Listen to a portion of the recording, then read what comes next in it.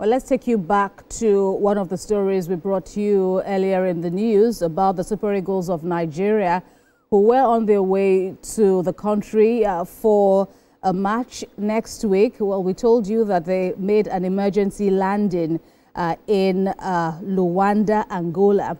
Well, let's get some more details of this breaking news now from TVC News. Promise Afoge, who is standing by for us. Promise Afoge, you were on that flight. Tell us what happened.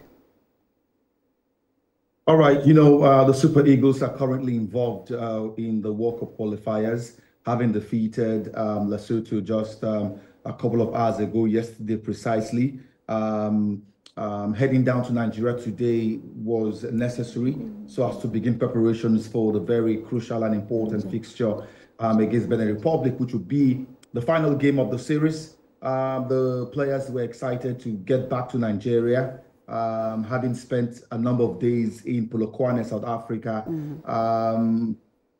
We left Polokwane this morning, right, headed towards Nigeria, but there had to be a stop in Luanda to refuel. And we spent a couple of hours in Luanda and then took off from Angola. And 25 minutes into that flight, the aircraft started descending suddenly.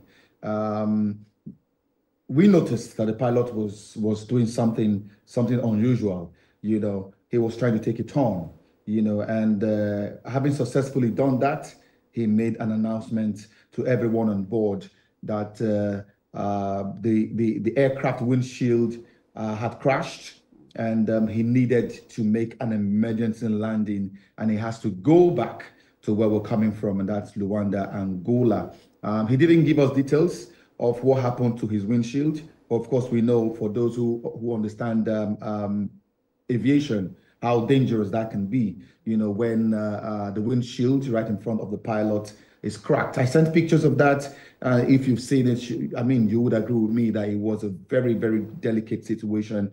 It wasn't just a slice. It was a total shatter of the windshield of the aircraft. Right. And so we had to make that U-turn, return to Luanda, landed the plane safely. He told everyone on board that it would be very dangerous for him to continue with that trip.